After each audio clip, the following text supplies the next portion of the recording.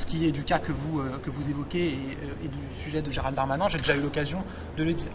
On respecte et surtout on sacralise la présomption d'innocence dans notre pays. Je ne comprends pas la polémique sur Gérald Darmanin, qui a droit à la présomption d'innocence. Il faut respecter aussi la présomption d'innocence de Gérald Darmanin. En France, il y a un principe essentiel, je dirais même un principe sacré, qui est celui de la présomption d'innocence.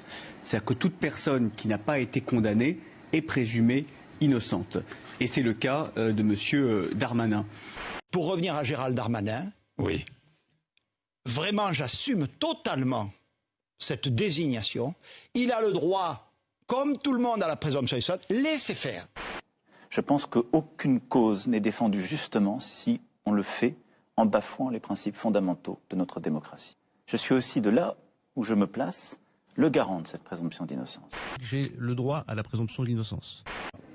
Écoutez, il y a dans la manière dont le gouvernement déroule son argumentaire, ses éléments de langage sur la présomption d'innocence, un angle mort.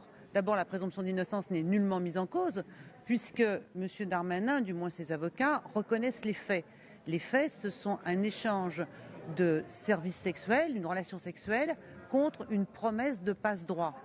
Et le Premier ministre parle de présomption d'innocence. Mais personne ne dit qu'il est coupable. Les faits suffisent aujourd'hui pour qu'on ait un point de vue sur ce qu'il a fait. Aujourd'hui, il est effectivement toujours présumé innocent, mais il est suspect.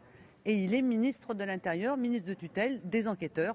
On a donc là un véritable problème déontologique, indépendamment du terrible message qui est envoyé aux femmes, qui elles vont déposer plainte, parlent, et où on leur dit en fin de compte, c'est pas si grave ce qu'a fait l'homme que vous dénoncez, puisqu'il y en a un, il peut être ministre de l'Intérieur et échanger relations sexuelles contre passe-droit.